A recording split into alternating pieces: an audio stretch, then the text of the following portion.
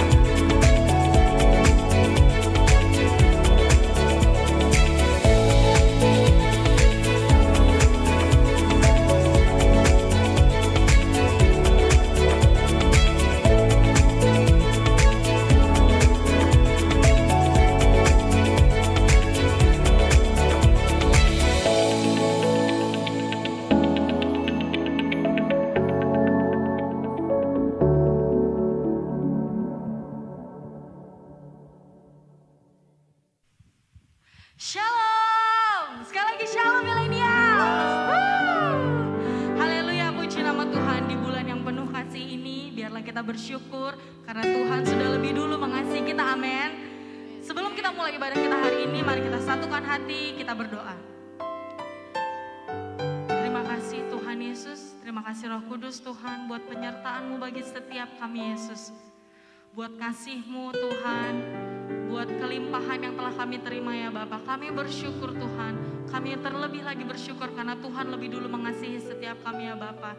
Terima kasih Tuhan, terima kasih Yesus di hari ini, di hari yang indah ini ya Bapa. Kami mau menaikkan doa-doa kami ke hadapan-Mu Tuhan Yesus. Kami mau serahkan Tuhan Yesus pemimpin bangsa kami ke dalam tangan-Mu ya Bapa. Kami mau berdoa untuk Bapak Presiden Joko Widodo beserta wakilnya Pak Ma'ruf, amin ya Bapa. Biarlah Tuhan ada hikmat-Mu, marifat-Mu Kau nyatakan atas pemimpin kami ya Bapa. Terima kasih Tuhan buat pemimpin yang telah Kau pilih, Kau tetapkan Tuhan atas bangsa kami. Biarlah setiap keputusan, setiap tindakan yang mereka buat itu semuanya berasal daripada-Mu. Kami juga berdoa Tuhan untuk pemimpin-pemimpin yang lainnya ya Bapa, sampai tingkat RT, RW ya Bapa. Biarlah Tuhan ada urapan yang sama, hikmat yang sama, itu Tuhan curahkan atas pemimpin kami ya Bapa. Terima kasih Tuhan, terima kasih Yesus, terima kasih Roh Kudus. Kami juga serahkan Tuhan ibadah kami hari ini ke dalam tangan-Mu, ke dalam tangan pengasihan-Mu dari awal, pertengahan hingga akhirnya. Biarlah Tuhan yang turut campur tangan ya Bapa. Biar dari rumah-rumah dimanapun mereka berada, lawatan Tuhan itu tetap mereka rasakan. Lawatan Tuhan itu tetap kami rasakan juga Tuhan ya Bapa.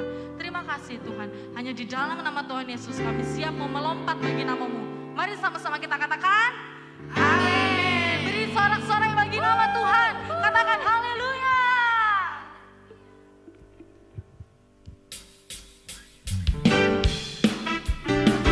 Sebab Tuhan Yesus adalah Tuhan yang besar.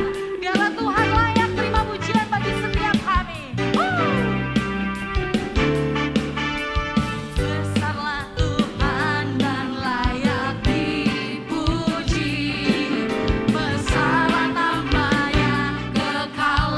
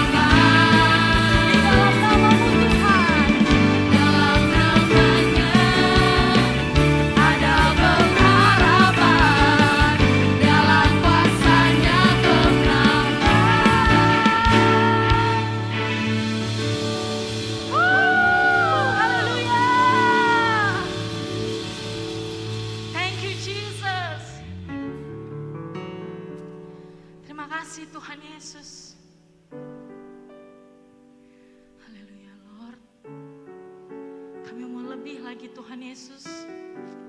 Ini setiap kami Tuhan. Ini anak-anak-Mu Tuhan Yesus. Biarlah kami mau mengucap syukur lebih lagi ya Bapa. Kami mau memuji, memuliakan nama-Mu lebih lagi Tuhan Yesus. Karena Kau Bapa yang sangat baik bagi setiap kami ya Bapa. Kami mengasihi Engkau Tuhan Yesus. Terima kasih Tuhan. Terima kasih Tuhan Yesus. Kami bersyukur Tuhan bahwasanya kasih setia-Mu nyata bagi setiap kami ya Bapa. Hari demi hari Tuhan Yesus. Thank you Lord.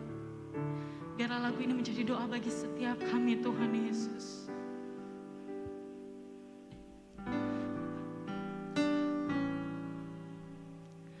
Bapakku yang baik,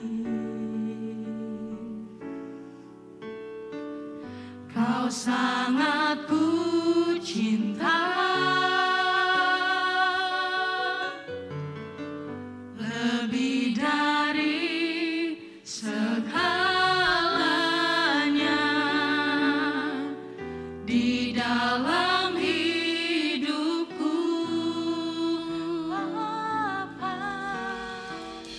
Bapakku yang baik, kami perlu Kau Tuhan Yesus.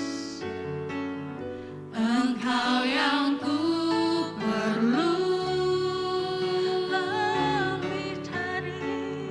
lebih dari segalanya. Kasih-Mu bagiku tak pernah berakhir. Kasih setia-Mu selalu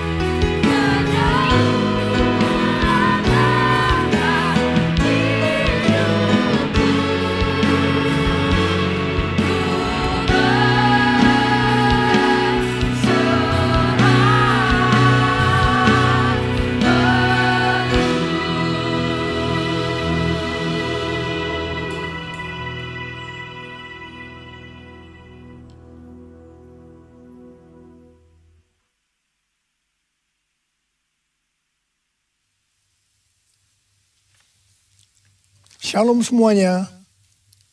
Tahun 2022 adalah tahun paradigma yang baru. The year of a new paradigm.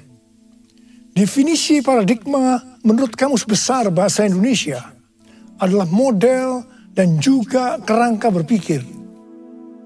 Definisi paradigma menurut Westminster Dictionary of Theological Terms adalah contoh, pola, model. Istilah ini sering dipakai untuk menunjukkan cara berpikir dalam teologi ketika bahan-bahan dikumpulkan dan diatur dalam satu pola atau cara tertentu seperti dalam doktrin. Tuhan Yesus memberikan ayat emas untuk tema ini, yaitu Yesaya 43 ayat 18 sampai dengan 21 dan Filipi 3 ayat 13 sampai dengan 14. Melalui ayat-ayat ini, Tuhan menuntun kita untuk memasuki tahun 2022 yang disebutkan sebagai tahun paradigma yang baru. Yesaya 43 ayat 18 dan 19 berkata, firman-Nya, janganlah ingat-ingat hal-hal yang dahulu, dan janganlah perhatikan hal-hal yang dari zaman purbakala. Lihat, aku hendak membuat sesuatu yang baru, yang sekarang sudah tumbuh. Belumkah kamu mengetahuinya? Ya, aku hendak membuat jalan di padang gurun dan sungai-sungai di padang belantara. Kalau kita melihat ayat-ayat sebelumnya, maka di situ Tuhan mengingatkan kepada bangsa Israel bahwa dulu mereka ditolong dari kejaran Firaun beserta pasukannya dengan mengubur mereka di Laut Merah. Tetapi sekarang, untuk membebaskan bangsa Israel dari Babel, Tuhan memakai cara yang lain, yang tidak sama dengan yang dulu dia lakukan. Tuhan berkata, janganlah ingat-ingat hal-hal yang dahulu. Janganlah perhatikan hal-hal yang dari zaman purbakala. Sekarang Tuhan membuat sesuatu dengan cara membuat jalan di padang gurun dan sungai-sungai di padang belantara, yang merupakan sesuatu yang mustahil dilakukan oleh manusia di zaman itu. Tetapi bagi Tuhan tidak ada yang mustahil. Katakan amin. Inilah yang disebut dengan paradigma yang baru. Sekarang Tuhan berbicara kepada kita semua bahwa memasuki tahun 2022, Tuhan akan menolong dan membebaskan kita dari masalah-masalah yang terjadi dalam seluruh aspek kehidupan kita. Apakah itu sakit penyakit, keluarga, pelayanan, bisnis, sekolah, masa depan, dan lain-lain dengan cara yang baru atau paradigma yang baru. Kita akan mengalami seperti yang terdapat dalam 1 Korintus 2 ayat 9 yang berkata, tetapi seperti ada tertulis, apa yang tidak pernah dilihat oleh mata, dan tidak pernah didengar oleh telinga, dan yang tidak pernah timbul dalam hati manusia, semua yang disediakan Allah untuk mereka yang mengasihi Dia. Ada 3 hal yang harus diperhatikan dalam memasuki tahun paradigma yang baru ini. Yang pertama, paradigma adalah inisiatif dari Tuhan sendiri, yang perlu diresponi oleh umatnya. Ada bagian yang Tuhan perbuat, dan ada bagian yang umatnya yang harus lakukan. Yang kedua, bagian Tuhan, yaitu membuat sesuatu yang baru. Yang ketiga, bagian umat Tuhan, yaitu melihat, mengetahui, dan menerima yang Tuhan buat. Bagaimana supaya kita mempunyai pola pikir paradigma yang baru? Yaitu melalui firman Tuhan dan Roh Kudus. Bukan kebetulan, sebelum memasuki tahun 2022, maka tema tahun 2021 adalah tahun integritas. Jadi hanya orang yang berintegritas atau yang menjadi serupa dengan gambar Yesus yang akan bisa mengerti dan meresponi dengan benar paradigma yang baru ini. Karena itu, kita harus melakukan seperti yang tertulis dalam 1 Yohanes 2 ayat 6. Bahwa kita yang percaya kepada Tuhan Yesus harus hidup sama seperti Kristus telah hidup. Karena kita telah hidup sama seperti Kristus telah hidup, maka kita akan menjadi serupa dengan gambarnya. Ku mau seperti-Mu Yesus, disempurnakan selalu dalam setiap jalanku, memuliakan nama-Mu, memuliakan nama-Mu, memuliakan nama-Mu.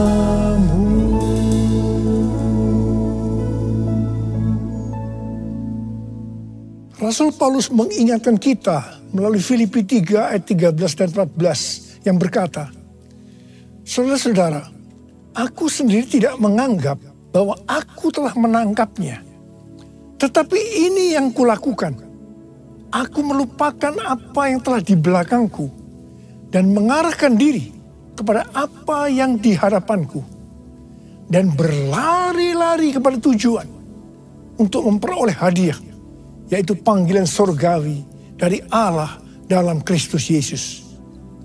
Kalau kita melihat ayat-ayat sebelumnya, di situ Rasul Paulus bersaksi bagaimana dia mengalami perubahan paradigma terkait dengan masa lalunya adalah karena pengenalannya akan Kristus Yesus. Jadi orang yang berjumpa dengan Tuhan Yesus seharusnya mengalami perubahan paradigma. Artinya memiliki paradigma yang baru. Setelah Rasul Paulus mengalami paradigma yang baru karena dia mengenal Tuhan Yesus, maka sesuai dengan Filipi 3 ayat 13 dan 14 tadi, maka Rasul Paulus melupakan apa yang telah di belakangnya. Artinya melupakan apa yang pernah dilakukan dan mengarahkan diri kepada apa yang di hadapannya dan berlari-lari kepada tujuan. Artinya mengejar sekalipun menderita untuk memperoleh hadiah, yaitu panggilan surgawi dari Allah dalam Yesus Kristus. Rasul Paulus mengajak kita dalam Filipi 3 ayat 15 supaya kita juga melakukan seperti itu, yaitu kita harus berlari-lari kepada tujuan. Artinya mengejar sekalipun menderita untuk memperoleh hadiah berupa mahkota. Jadi kita juga harus berpikir, kita tidak hanya masuk surga saja, tetapi masuk surga dengan hadiah berupa mahkota. Yang mau katakan amin? Kalau kita membaca perikop Nabi Hagai pasal 1 sampai dengan pasal 2 ayat 1a, itu adalah ajakan untuk membangun bait suci. Tuhan berfirman melalui Nabi Hagai kepada Zerubabel bin Shealtiel, Bupati Yehuda, dan Yosua bin Yosadak, imam besar, untuk mengajak bangsa Israel membangun bait suci. Tuhan menegur bangsa Israel karena mereka hanya sibuk membangun rumahnya sendiri. Tetapi rumah Tuhan tidak dibangun dan tetap menjadi reruntuhan. Tuhan berkata kepada bangsa Israel, karena itu lihatlah keadaan dirimu. Kamu menabur banyak, tetapi membawa pulang hasil sedikit. Kamu makan, tetapi tidak sampai kenyang. Kamu minum, tetapi tidak sampai puas. Kamu mendapat upah, tetapi tidak pernah cukup. Karena seperti ditaruh dalam pundi-pundi yang berlubang. Yang artinya, kemungkinan banyak pengeluaran yang tidak terduga. Seperti sakit, dicuri, ditipu, dirampok, dan lain-lain. Teguran yang sama sekarang Tuhan berikan juga kepada kita. Karena hari-hari ini banyak di antara kita yang sibuk membangun keperluan-keperluan kita secara jasmani. Sedangkan manusia rohani kita tidak dibangun. Tidak diperhatikan. Pertanyaannya, bagaimana dengan keadaan saudara? Apakah sama dengan bangsa Israel pada waktu itu? Tuhan berkata kepada bangsa Israel bahwa kalau mereka membangun rumah Tuhan, maka mereka akan diberkati baik secara jasmani maupun rohani. Demikian juga Tuhan berbicara kepada kita. Kalau kita membangun manusia rohani kita, sehingga akan menjadi serupa dengan gambar Yesus, maka Tuhan akan mencurahkan berkat secara jasmani dan rohani. Jadikan aku bait suci-Mu yang kudus dan yang tiada bercela. Jadikan aku mesbah doa-Mu bagi keselamatan bangsaku,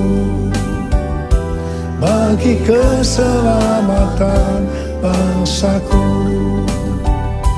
bagi keselamatan bangsaku.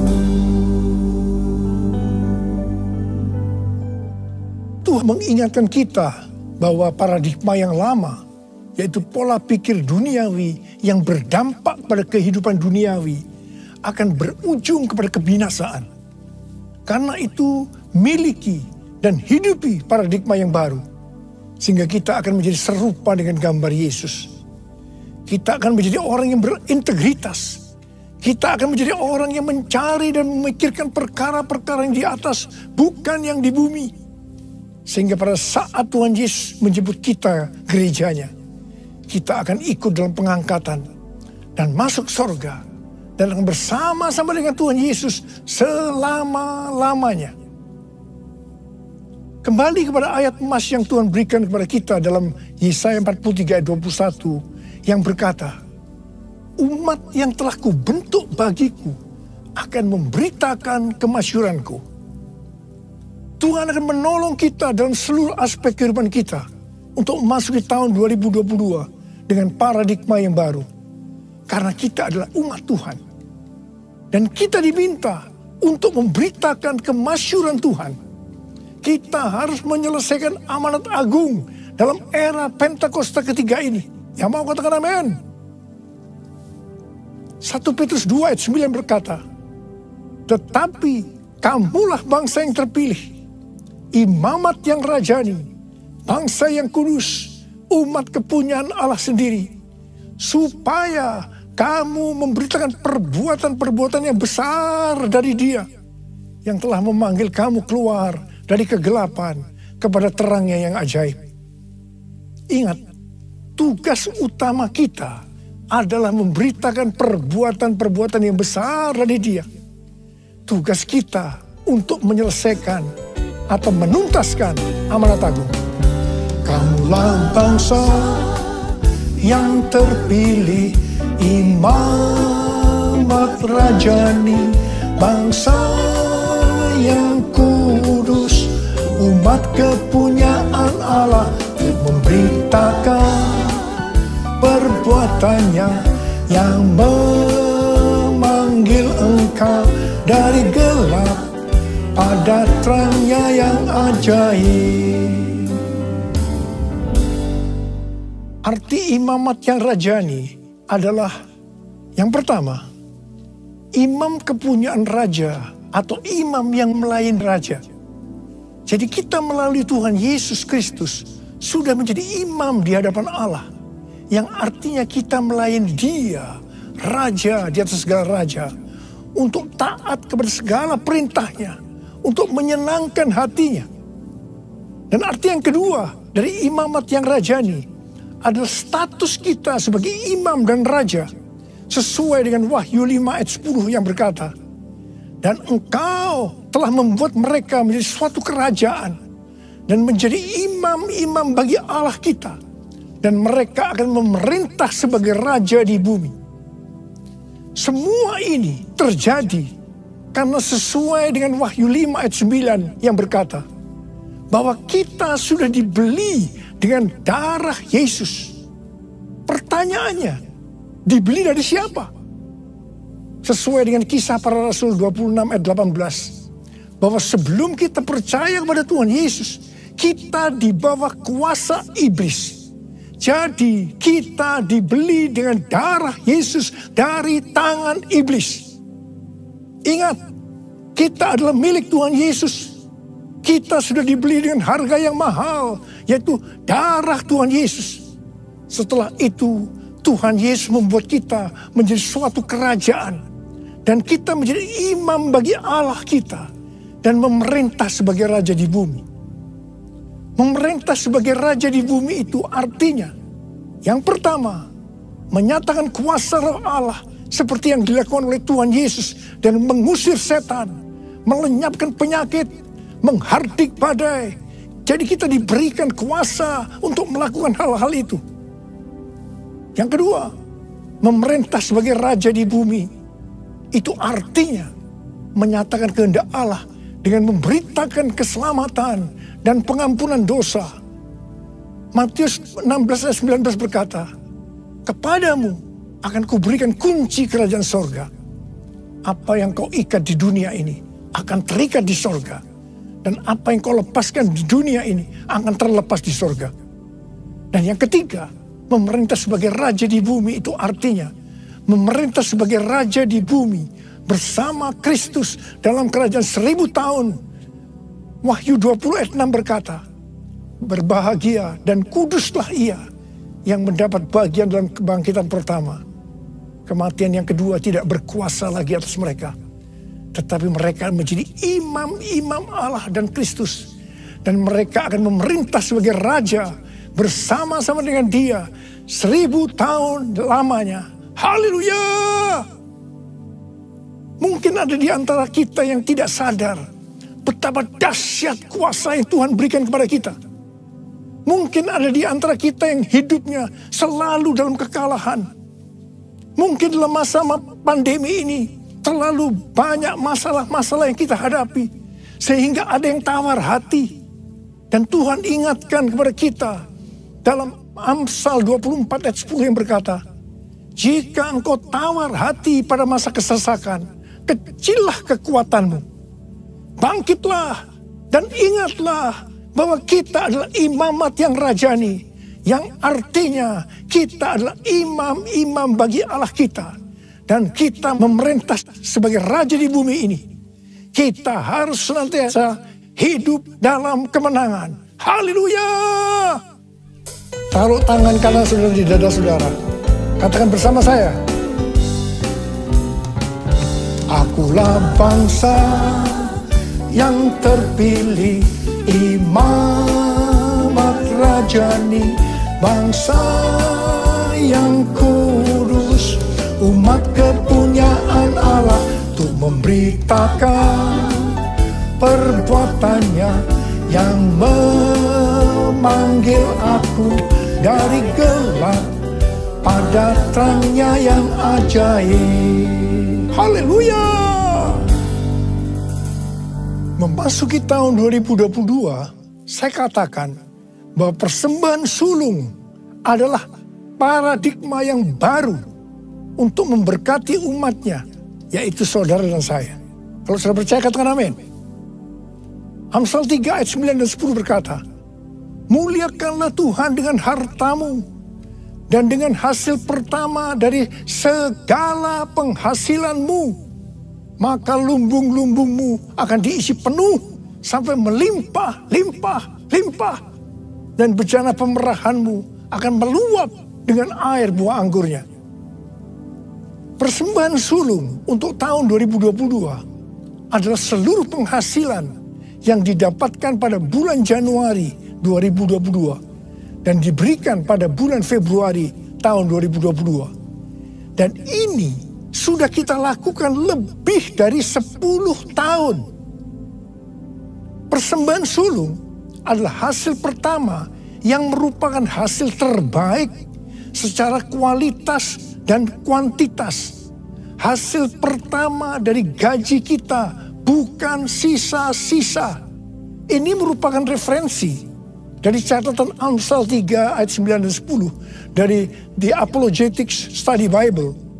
Dan catatan Alkitab Penuntun Hidup Berkelimpahan, seri Life Application Study Bible, versi Injili.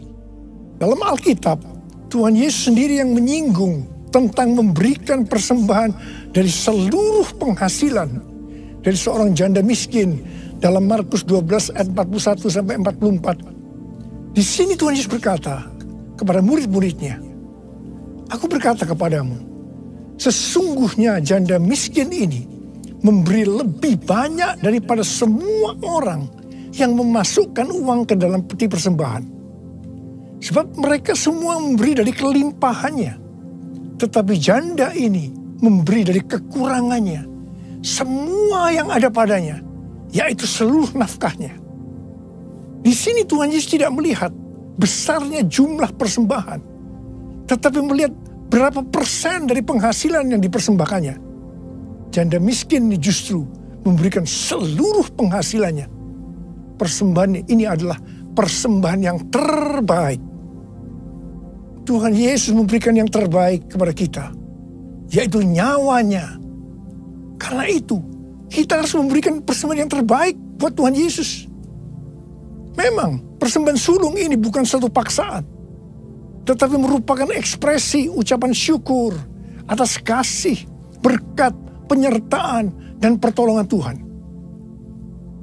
Akhirnya, uraian ini saya tutup dengan Amsal 11 ayat 24 dan 25 yang berkata, ada yang menyebar harta, tetapi bertambah kaya. Ada yang menghemat secara luar biasa, namun selalu berkekurangan. Siapa banyak memberi berkat, akan diberi kelimpahan. Siapa memberi minum, ia sendiri akan diberi minum. Saya berdoa agar setiap kita bisa memahami dan menghidupi paradigma yang baru. Mari saya ajak saudara untuk mengangkat tangan kita. Dan kita nyanyikan lagu ini bersama-sama. Aku percaya berkat-Mu atasku melimpah. Kebajikan, kemurahan selalu mengikutiku. Ku puji, ku sembah Kau Tuhan. Aku percaya Tuhan. Aku percaya berkat-Mu atasku melimpah. Kebajikan, kemurahan selalu mengikutiku. Ku puji, ku sembah Kau Tuhan. Ku puji, ku sembah Kau Tuhan. Ku puji, ku sembah Kau Yesus. Riala masyallah kana mata kara bara bara bara bara bara bara. Oh riala bara bara bara bara bara bara bara bara. Oh riala bara bara. Oh rana bara bara bara bara bara bara bara bara bara. Ya Tuhan, ya Tuhan, kami memasuki tahun paradigma yang baru. Tuntun kami semua Tuhan. Tuntun kami untuk bisa memahami dan menghidupi paradigma yang baru itu Tuhan. Berkat-Mu melimpah buat anak-anak-Mu. Kami percaya Tuhan. Kami terima berkat-Mu. Kami terima berkat-Mu. Terima berkat Tuhan saat ini. Terima. Oh raba-laba. Oh raba-laba. Terima kasih Tuhan. Ku puji, ku sembah Kau Tuhan. Ku puji, ku sembah Kau Tuhan. Ku puji, ku sembah Kau Yesus.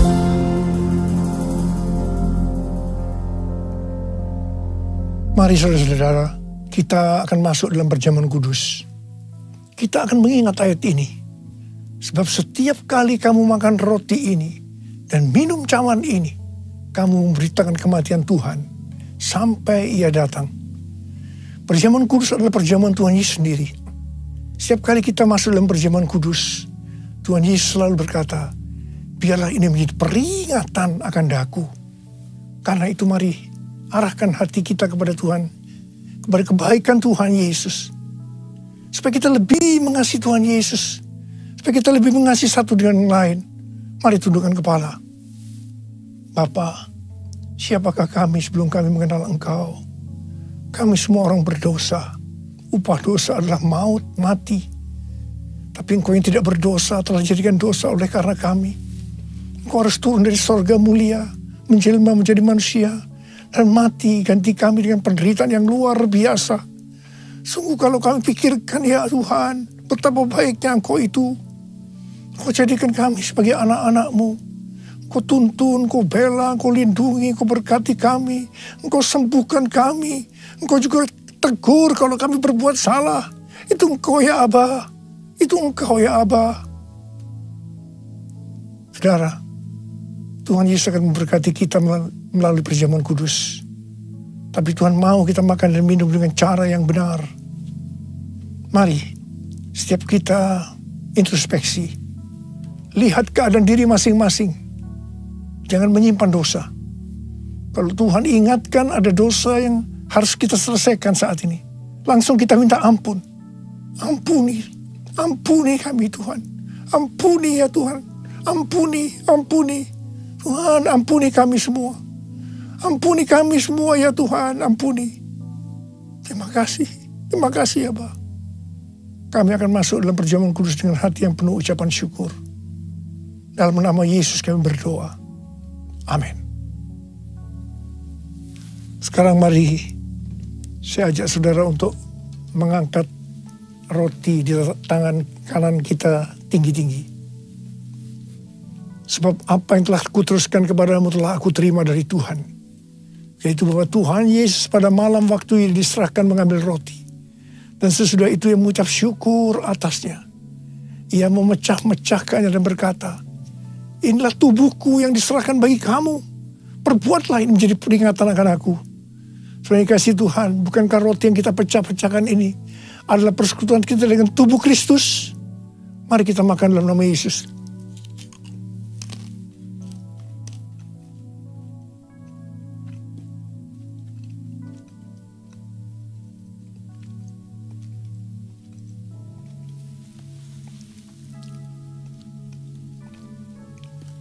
Angkat cawan di tangan kanan kita tinggi-tinggi. Demikian juga ia mengambil cawan sesudah makan. Lalu berkata, cawan ini adalah perjanjian baru yang dimeteraikan oleh darahku. Perbuatlah ini. Setiap kali kamu meminumnya menjadi peringatan akan aku. Saudara kasih Tuhan. Bukan cawan pengucapan syukur. Yang atasnya kita ucapkan syukur. Adalah persekutuan kita dengan darah Yesus. Mari kita minum dalam nama Yesus.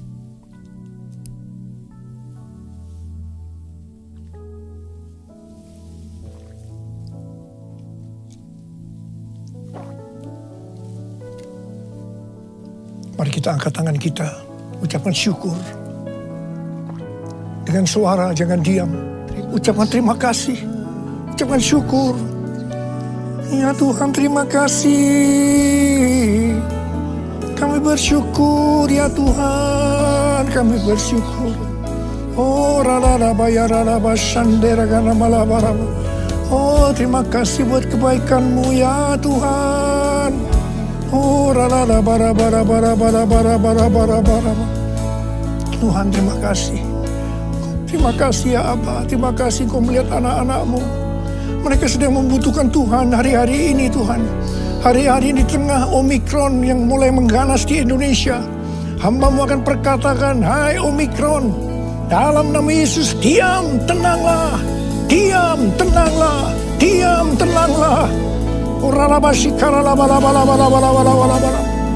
Bapa, Engkau memberikan anak-anak-Mu sehat.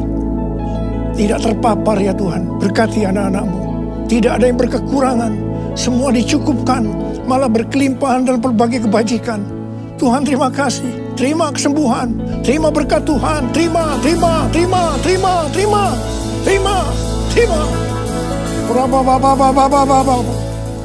Terima kasih Yesusku. Terima kasih Yesusku. Puji syukur hanya bagi Tuhanku. Terima kasih Yesusku, terima kasih Yesusku. Puji syukur hanya bagi Tuhanku. Terima kasih ya Tuhan. Terima kasih Yesusku, terima kasih Yesusku. Puji syukur hanya bagi Tuhanku. Terima kasih Yesusku, terima kasih Yesusku. Puji syukur hanya bagi Tuhanku. Puji syukur hanya bagi Tuhanku. Puji syukur hanya bagi Tuhanku.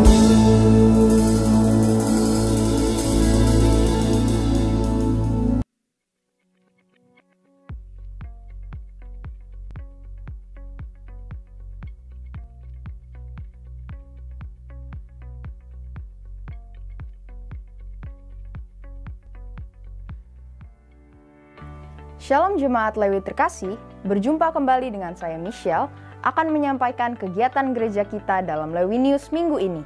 Tema gereja kita bulan ini adalah God's Love is Amazing, kasih Allah yang menakjubkan.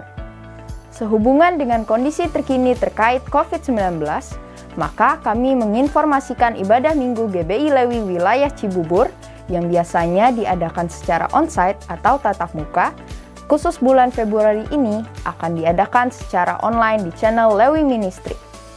Ibadah 1 pukul 9 pagi dan ibadah 2 pukul 11. Untuk informasi lebih lanjut, dapat menghubungi Sekretariat GBI Lewi di nomor 0813 6516 7402. Kelas BP2N GBI Lewi akan dimulai pada bulan Februari 2022. Bagi pasangan yang melangsungkan pernikahan di bulan Mei sampai Juli 2022 dapat mengikuti bimbingan pranikah setiap hari Sabtu dengan jadwal sebagai berikut. Sabtu 12, 19, dan 26 Februari dan Sabtu 12 Maret 2022 pada pukul 10 sampai 12 siang. Informasi dan pendaftaran dapat menghubungi PDP Thomas Maliaki di nomor 0812 9629 0351. Kami mengajak seluruh jemaat untuk terlibat dalam KUL di wilayah masing-masing. Info lengkap silakan hubungi PDP Heri Santoso di nomor 0851 0046 5050. Menara Doa WBI Lewi Selasa 22 Februari 2022 pukul 14.00 sampai 15.00 via Zoom. Bidang media logistik membuka kesempatan bagi jemaat yang ingin melayani sebagai kameramen, lighting, dan sound untuk bergabung bersama di tim media GBI Lewi. Untuk informasi selanjutnya dapat menghubungi PDP Leo CN di nomor 0822 9963 8586. Mazmur 37 ayat 25. Dahulu aku muda, sekarang telah menjadi tua. Tetapi tidak pernah kulihat orang benar ditinggalkan atau anak cucunya meminta-minta roti. Sampai bertemu dalam Lewi News minggu depan, selalu mengikuti prokes 5M. Salam sehat, salam integritas, Tuhan Yesus memberkati.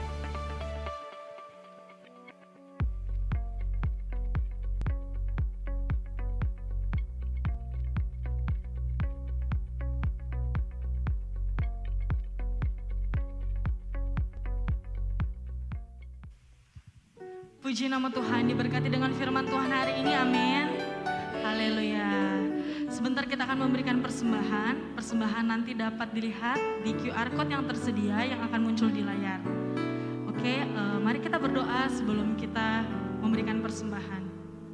Kita satukan hati, kita berdoa. Terima kasih Bapa. Terima kasih Tuhan, terima kasih Yesus buat firman-Mu hari ini Tuhan. Kami sangat bersyukur ya Bapa. Biarlah firman-Mu yang dibagikan hari ini menjadi rema bagi setiap kami Tuhan. Menguatkan setiap kami dan meneguhkan setiap kami ya Bapa. Terima kasih Tuhan, terima kasih Yesus. Sebentar kami ingin memberikan persembahan. Biarlah persembahan ini dapat menyenangkan-Mu Tuhan. Dapat memperlebar kerajaan-Mu baik di bumi maupun di surga. Terima kasih Tuhan, kami memberi dengan sukacita. Mari sama-sama kita katakan, amin.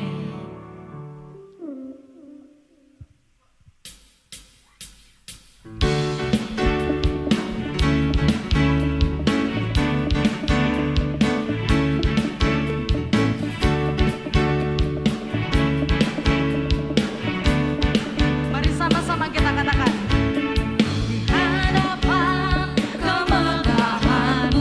Ku datang